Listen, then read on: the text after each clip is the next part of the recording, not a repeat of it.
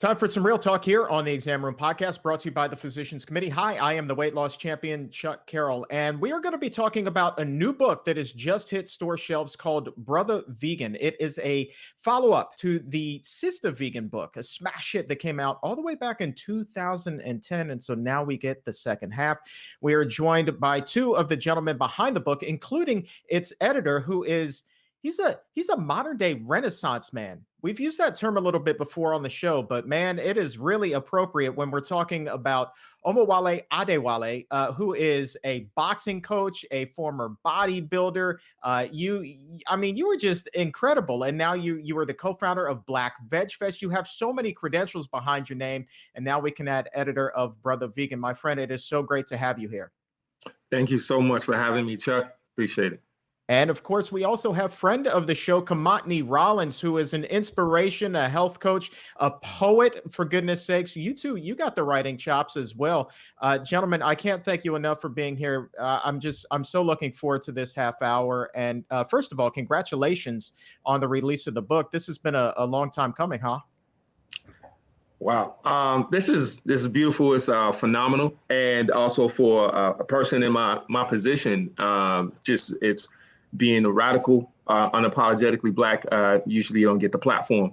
And so I am very happy, to be here and to talk about this with Kimatni. Okay. You don't usually get the platform, but you know what? I'm sorry to hear you say that. We're all about giving platform and getting to the bottom of the message. I mean, that's something that's actually been stressed really heavily by the Physicians Committee, especially over the last year, is like shining a light on a lot of these things. So honestly, let's start with this. I mean, the timing of the book to me, Omowale, does not seem coincidental whatsoever. I mean, did you get inspired given the events of the last few years that have really made this enormous splash on the national stage? Wow. So it was incredible that Lantern had reached out to me, and of course with the confidence of Dr. Brees Harper, who edited and started this series with Sister Vegan. And so the fact that they came to me, but they knew that I was the founder of Black VegFest and organizing to bring folks together and really kind of center what those issues are, those more marginalized voices, the folks who are on the outer rim, who essentially bring up our society, and regardless of whatever it is. And when you talk about veganism, there's a lot of folks in our community who are vegan and who are vegan for health reasons, who are vegan for ethical reasons, whether it be for the planet or for the animals. And we wanted to bring all of that, to the center stage with Black VegFest. And so when the publisher had reached out, I said, definitely, and when you talk about the timing, Eric Adams being plant-based was huge.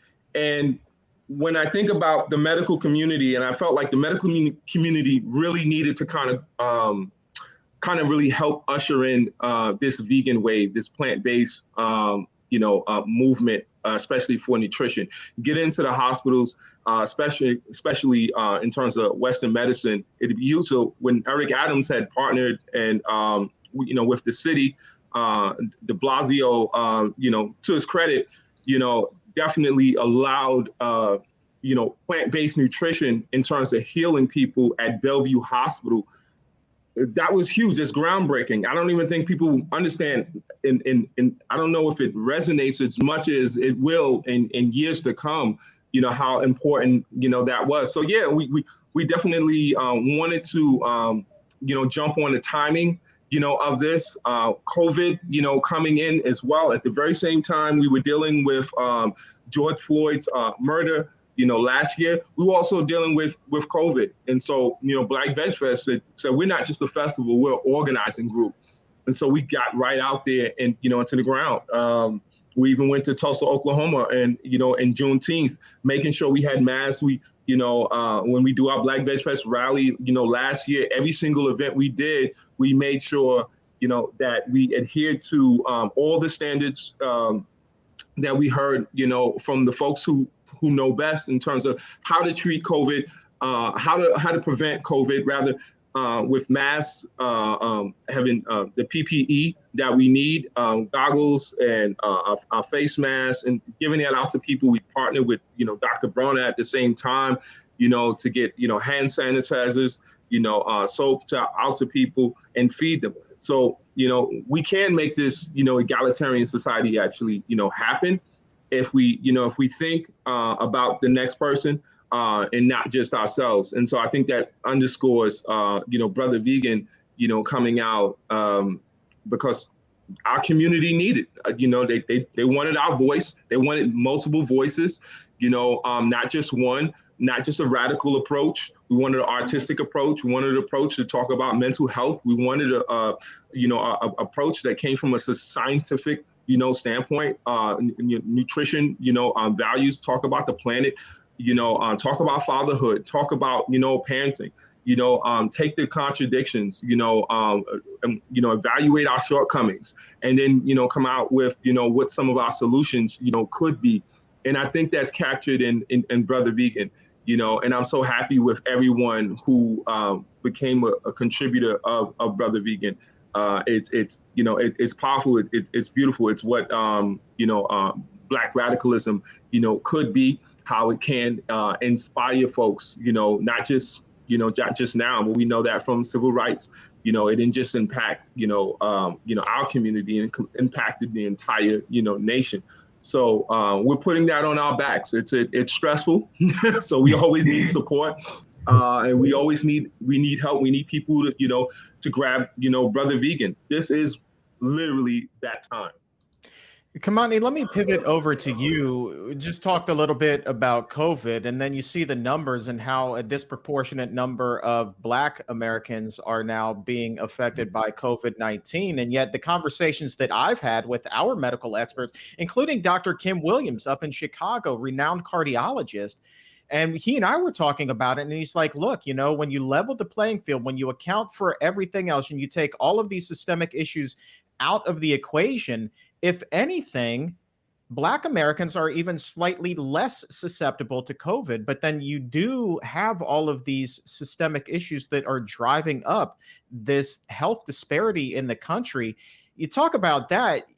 That also has to make the timing of the book, the release of this book, the importance of you partaking in this project even more profound. Absolutely. And thanks for having me once again, Chuck. It's always good to, come on here with a voice, as Omo said. We usually don't get platforms, to advance our thoughts, our plans, our organization skills. So we are very appreciative of the opportunity. But yeah, the book is very timely in terms of COVID-19. In fact, I mentioned in my chapter, reprogramming the system, just about how COVID-19 affects the Black community. And I'm actually working through Fit Fathers, our foundation, with our county here in Montgomery County, to increase awareness of the free resources to the Black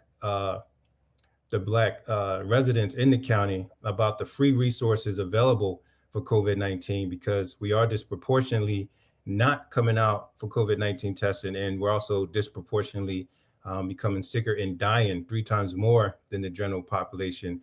And this goes back to, like you mentioned, systemic suppression, way back from slavery, lack of generational wealth, lack of generational health. Like, we just never really had the resources required to live a very sustainable and enriching lifestyle. You think about some of the foods and we've traditionally cooked, it's typically been from the scraps of certain animals, like pig feet and chitlins, things like that, we have, elevated in an aspirational aspect, and never knew that it was, damaging, causing, colorectal cancers and high blood pressure and hypertension and heart disease and things like that. So when I say reprogramming the system, we have to go in and unlearn everything that we currently know about food and what is food, because a lot of the things that we have access to is not actually food. When I was growing up in Camden, New Jersey. My mom shopped, and all we got was No Frills brands. And if you lived in the inner city or the hood or the ghetto, whatever you want to call it, you know that No Frills, the brand, mostly had a white label, no nutrients, all GMOs, either GMO wasn't a term then. And it was the worst food you could possibly eat, but it was also the cheapest. We grew up on that. We grew up on government block cheese that didn't melt when you was making a grilled cheese sandwich. We grew up on powdered milk. These are some of the things that we've had to deal with in minority communities. So if we did have the resources decade from decade, we would have had the advancement. We would have had the nutritional education, which would have put us on an equal playing field, because when we ascertain information, we take it to another level. Hence the reason why if you see a Black man go from a carnivore, to a herbivore, he will take it to that next level. He will preach about it. He will write books about it, as we have done with Brotha Vegan, and shouts out to Martin Rowe, Atlanta Publishing. For me, this was a follow-up to another book I contributed to, Running, Eating, and Thinking, which was based on plant-based runners, which I'm also thankful for being a part of. So when we receive this aspirational information, we want everyone to know about it, and we want to touch our community in every aspect that they receive information. And that's why you see hip hop artists like Stig, in the book, using the music platform, to reach the people. However we glorify a message, we want to be there, whether if it's farming, teaching and education, or just in everyday business world. For me, when I was traveling prior to COVID-19, all of my work constituents, when they would see what I was eating, and it was unique from what they had, because I had like a colorful plate of veggies and grains and this, they'd be like, wow, what is that? I think I want that. And then I break down to them. And this is not even me preaching. I'm just all to myself having a meal, a very healthy, nutritional meal. And it grasped their attention, and it enlightened them. And then when you break down the education part of it, they want a piece of that.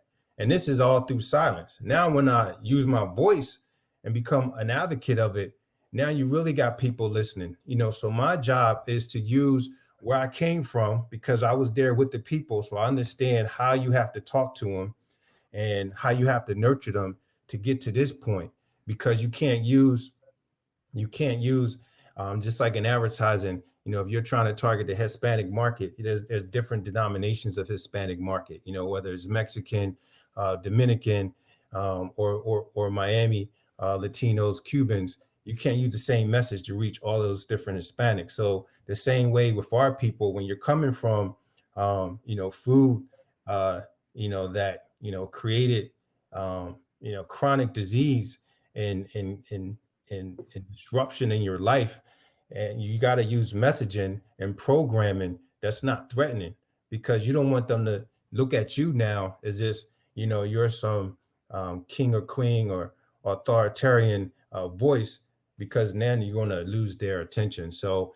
for me, it feels good to be able to communicate in all these different pathways, using Fit Fathers and fitness and nutrition, using fatherhood to teach the kids so they can grow up with the tools needed to understand what proper nutrition is, opposed to having to reprogram like I did at 35, because I grew up and was taught the wrong things about what is true health.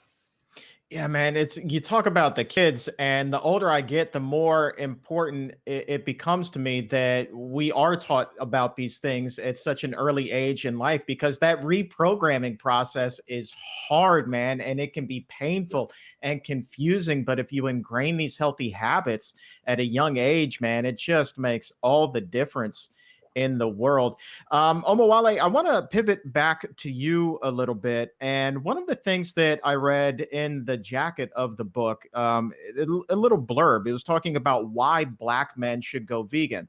And it was referred to, as you said earlier, as a social justice movement. But I think that when people hear that term, they're going to think about race, number one. But one of the things that was listed off here, close to the top of the list, if not at the top, was, you were talking about 200 million animals are killed every single day, 72 billion a year. And then when you talk about, sea animals, aquatic animals, your fish, your oysters, things like that, you're talking 1.2 trillion of them every single year. Talk to me a little bit about how that falls into the social justice realm.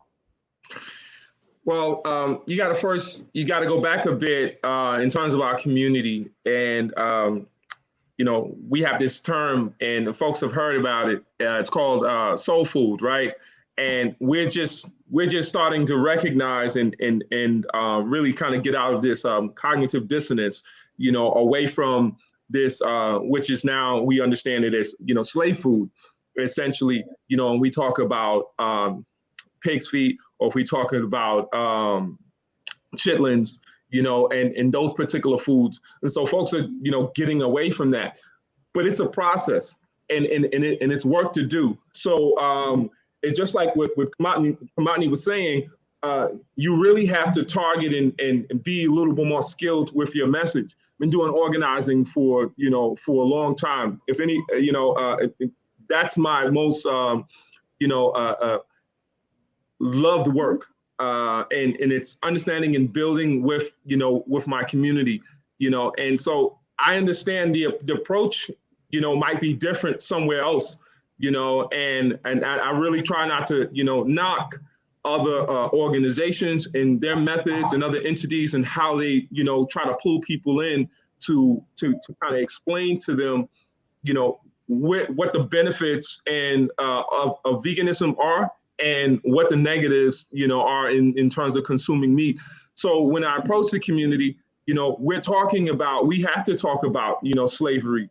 We have to talk about, the Middle Passage and going through that process. We were eating trash. We were eating, garbage ever since we came off the, from, the continent, of Africa, particularly West Africa and Central Africa. Where we had a more of a diet of, cassava leaves, black-eyed peas. And these are some of the foods that we brought with us, some particular, greens, as well. There's actually a cassava leaf meal, and it's incredibly delicious. And the cassava leaf, and just to go in, in terms of, the history, and how it's out there, it still thrives today, and you can find it in Ghana or parts of Nigeria, basically West Africa. The cassava is just this leaf, and they grind it up, and the palm oil is sustainable. It's different than other palm oil in say like Southeast Asia or parts of Brazil, because the orangutan, which is usually harmed in terms of the in terms of the harvesting, of palm oil, but it's not native to Ghana. So therefore, they're able to, create and make palm oil out of Ghana. So it's one to, make that clear. But the main ingredients are the cassava leaf, and the palm oil. And they of course they season it, and it's a delicious type of meal. And so this is one of the staples there, and which you'll find among Yoruba folks as well. And so once we got to the Middle Passage and came to America, what we were receiving from the slave master was chitlins, basically the after they finished with this animal, after they've eaten all of what is termed as good meat within that animal, we got the leftovers to keep us just living enough so that we can do work on the land, right? Okay, so now what we had to get some traction. So we have a little bit of traction, now when you talk about go through the 50s and go to the 60s of us, living, we're not just here to make money for capitalism. We're not just here to kind of work. Nobody's here to just work. You don't just wake up and just like, okay, we're going to go ahead and work. You're living a life. We're living a life. When you talk about civilization, you're talking about living a life. Making it more quality. Creating more quality around that life. In terms of the sharing. Obviously, you're going to be there's trade and involved, international trade. And we're going to be talking, discussing food, but at the very same time, we are talking about, local community and a global, community. How do you actually allow that ecosystem to continue to thrive? You treat people, essentially, as you would, want to be treated. So we are finally getting close to having the dialogue, right? We haven't really gotten to doing the work. Everybody's not on the same page with the particular work right now in terms of the mainstream. It's not, be healthy. It's like, wait till you get sick and then you go to the doctor. It's not take care of yourself. It's like, wait till you have that illness, and that disease, and then you'll kind of find out. Like, that's helpful. However, we need to have more of an understanding of where we are as, Blackness. So what Brotha Vegan essentially does is like, hold on a second, wait, there's a lot of conversations that need to happen, as it intersects with, health, as it intersects with, the health of, us personally, but the health of other animals besides us, and the health of this ecosystem that, that we have. So it's very, much based in, in terms of, social justice, because we now have to overcome to get the right information, find out where the right information, is when it comes to eating, properly. We went from, eating, closer to what we, how we should be eating, to eating, garbage that it gives us, high, blood pressure, heart disease, essentially, and we're talking about, the entire nation, really, heart disease is number one, killer for, 90 plus years, so it's still going strong. Is especially, dangerous for our community because we can't afford healthcare. So we're more likely to fall through those gaps when we don't have universal healthcare. So I do want to, say that, that's one of the, things that my organization, Grassroots Artist Movement, been working on for, for 20 years. I remember when, rest in power to John Conyers, who started with the bill HR 676, some years ago. And this is before, Bernie Sanders had, ever jumped on, universal healthcare or Medicare for all, essentially the same thing, right? So when he put that out, I remember 2004, 2006, I testified, in front of Congress. It came, of course, to New York so we can have that testimony, but 2004, 2006, we were advocating for universal health care. It's kind of, how we got into the work, but it was at that time. Of course, it was harder on organizers and activists who were doing the work because we just necessarily just do the work. We have to have it happen. We couldn't. We can't wait for our jobs. Not all jobs have universal health care. I mean, not all jobs have medical. They don't. You're not receiving medical if you're part time for many jobs. So. It's always a social justice, issue when we're talking about, health and, and our people, because if there's layers on top of layers of oppression, whether we're talking about race and especially when we talk about gender, outside the, cis het. So that is a conversation that we go into, and within the book, there's still so much work to actually be done, because one of the other points that you were getting at is that, when people hear Black, it's different than hearing anything else, African American, or hearing just African, or hearing more. You hear Black, and you think about culture, just like you hear those other terms, but you also think about in terms of resistance. You think about radicalization, of our issues, and it's very much so when we use those terms, because we really mean that in the idea of veganism, that everybody who is vegan or plant-based should be radical. It is a radical idea. It's very radical.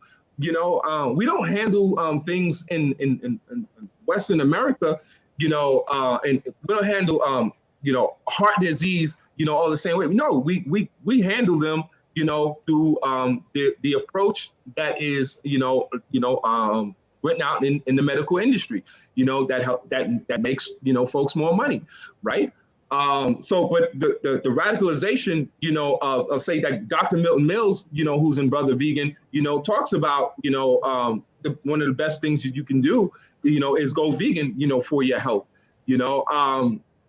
and also, Dr. Roba, as well, covers this, this idea. So it's already radical, but I think that when we know that, when white folks hear, the term, Black, whenever they hear the word Black, it says so much that, wow, this is, this is radicalization. But I was, I wasn't too surprised, but we shouldn't be hearing from, white vegans, because they're already doing radical work.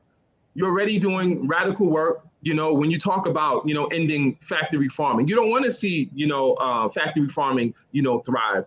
We don't want to see, necessarily, the doors to McDonald's to continue to stay open, and where you are having, hundreds of millions of cows, dying, every single day.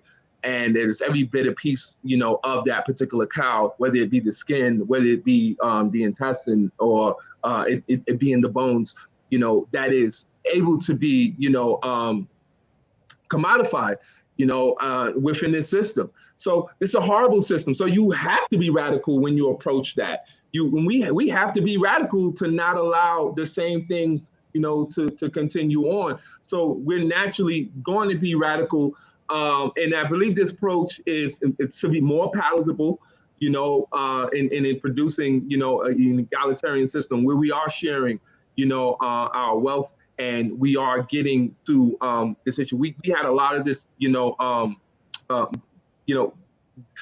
there's a lot of issues in terms of, Black VegFest happening in New York City. If we did not work with, Eric Adams, we would have been shut down. That was the hardest thing we had to do, was work with New York City, and in terms of producing, Black VegFest. Folks should see the name, even when Live Kindly put it out, or Veg News, when they would, post it, and some of our, white organizations that were supportive, they would get comments, on there that were harmful. But people to kind of, to see, now, a few years later, a lot more, that it's a progressive movement. It's another strategy in terms of, opening it up. But there's still much more to happen in comes, Brotha Vegan, to help with that movement. Kimatni, let me pivot over to you here and ask you this question. Obviously, we're talking about the scales of equality in this country, very much not equal at all.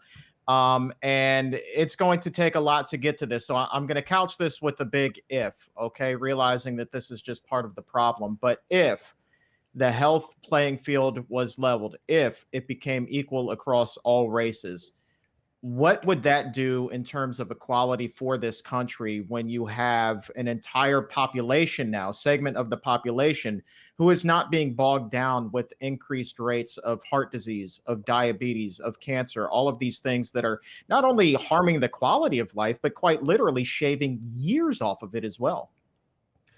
Yeah, for one, since the Black male, is, dying off because of these lack of resources. You see a lack of, reproduction. So in terms of diversity numbers, there'll be much more growth at this point where we are, 12, 13% of the population. That number should have been, much higher, but, we are up against so much, not only in terms of nutrition, but um, just being a Black man in this country, you know, um, early deaths from police brutality, um, and gun violence, and things that cripple us because we never really had that opportunity. You know, when I was in college, I had a scholarship, to play running back, and although everything was given to me from a resource point, housing, food, et cetera, you know, athletes on scholarship couldn't earn money, and my family didn't have money to send me. So what would I do? You start scheming, so that's a commonality, and young Black men recruited from the inner city to play for big universities. We have to live somehow outside of the basics that they're giving us. So, we hustle. A lot of time that hustle gets us in trouble. So it's always been, a lot of red flags and hurdles in our way. And, for me, I could have fell victim to the environment and, you know, the lifestyle from that environment I came from. But I knew if I educated myself, if I took a more positive path, then, I can hurdle over those obstacles. And that's the case for most, Black men in the inner city. If given the right resources, they're going to do amazing things because, we're thinkers, we're very analytical, we're always accumulating knowledge. You see it in examples like, Malcolm X, when he went to prison in Boston for 6 years, he didn't fight against the system. He educated himself. He got his wordplay down, his acumen up. He studied, the vocab of the mainstream. So when he did get out, he was sought after not only from Black media, but from mainstream white media. And a lot of people couldn't handle him because, his level of education was just so profound. They didn't know how to interview the brother. So, that is within all of us if we're given equal resources. So for example, me, when you look at my story, this kid from Camden, and now I'm an author and I'm a publisher, and I'm trying to create content to reach back to the same place where I came from, so those brothers won't make the same mishaps that I did and can elevate themselves. And we do become on an equal playing field because, like Omowale said, the food traditionally in our traditional cultures, was there. When I go to Jamaica, I'm seeking out, Itao food, which is the vegan version in their lingo. And it's very pure food, whole grains and things like that. When I go to South America, I'm seeking out, plant-based foods. Or when I go to Africa, like Egypt, I'm eating the kashari, which is their national dish, but is actually vegetarian. Actually, it's vegan. Lentils, pasta, chickpeas, and brown rice. So, from my standpoint, I'm not waiting until a negative act happens to me from a medical standpoint. I'm not going to wait till I have a heart attack or a cancerous episode. I'm going to utilize the tools and resources I have to prevent that, because the fact that traditionally we haven't had the access to healthcare, and we don't get our annual biannual checkup, so we don't get blood work done, to see if we're pre-diabetic, or to see what our cholesterol levels are, so we can make changes to lower it. We just continue, the same old cycle. So that's what I say again by reprogramming the system.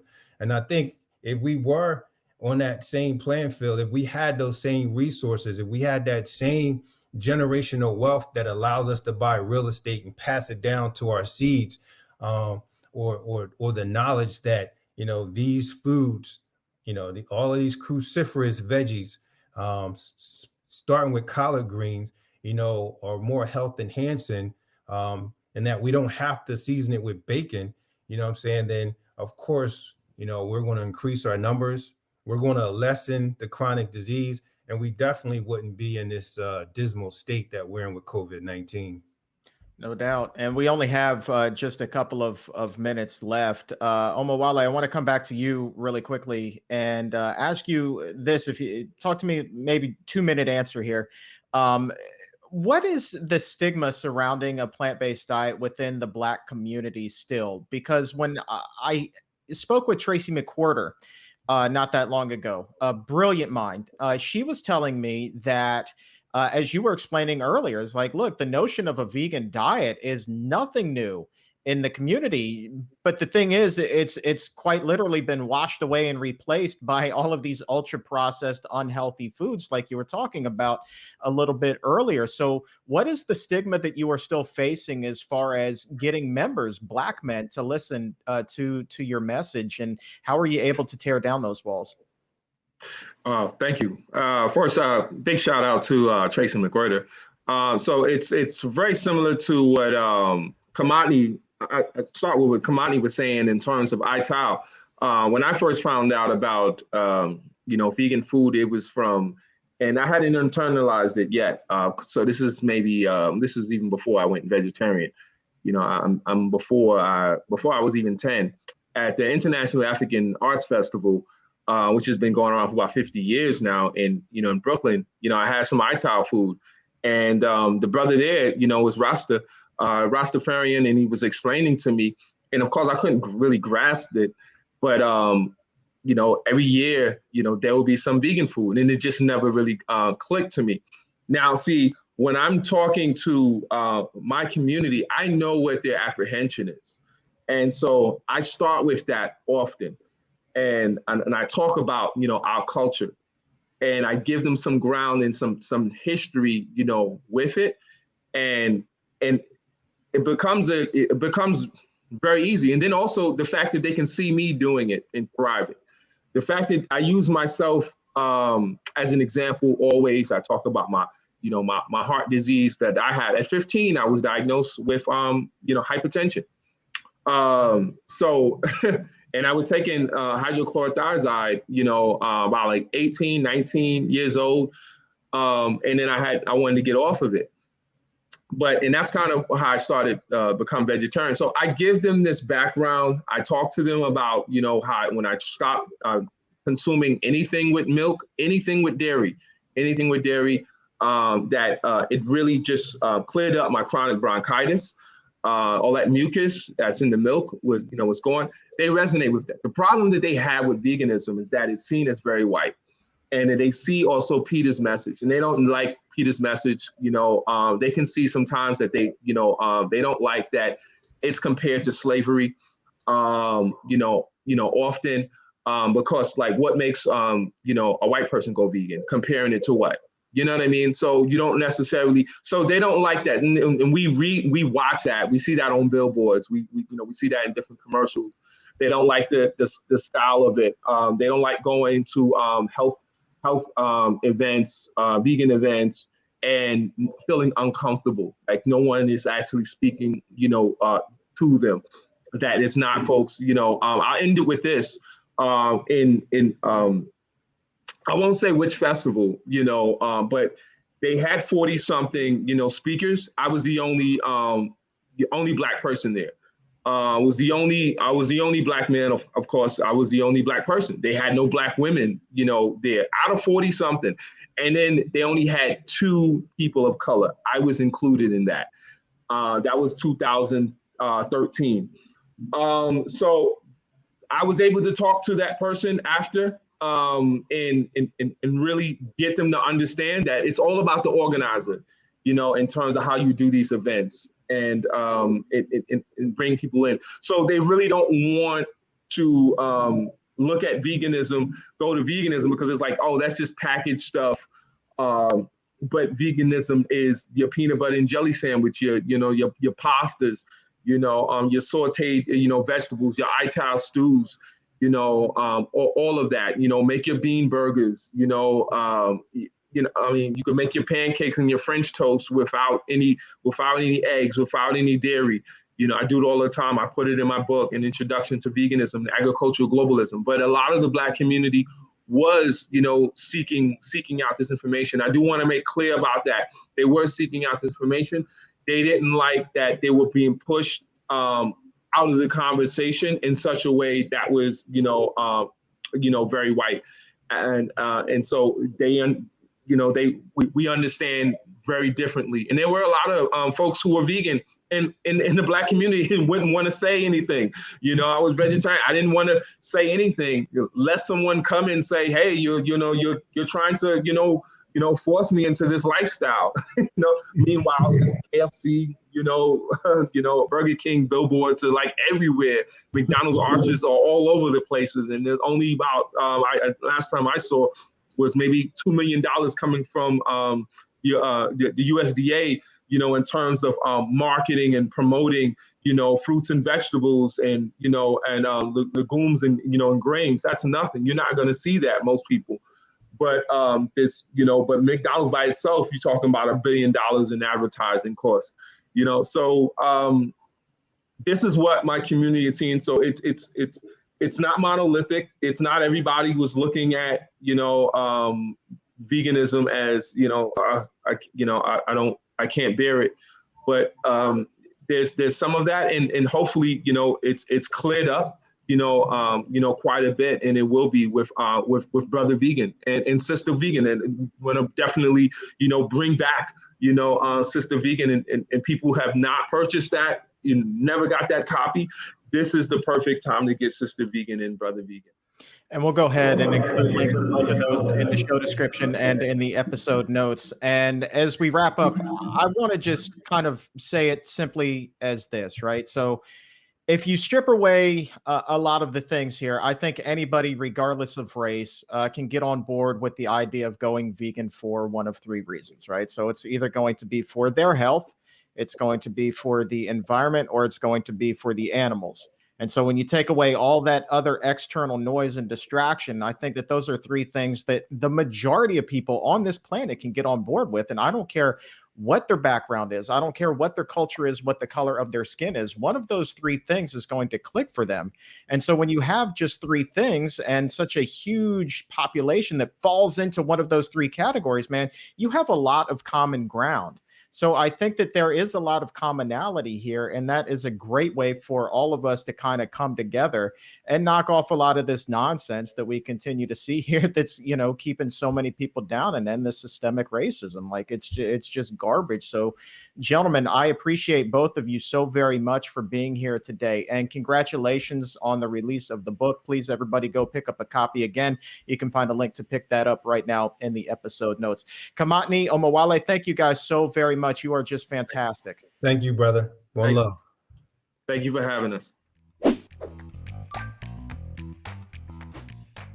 If you feel like you've raised your health IQ by a couple of points, go ahead and subscribe to this channel and leave a nice comment below. And to hear the entire interview, head over to Apple Podcast or wherever you get your shows from and subscribe to The Exam Room by the Physicians Committee. And please leave a 5-star rating.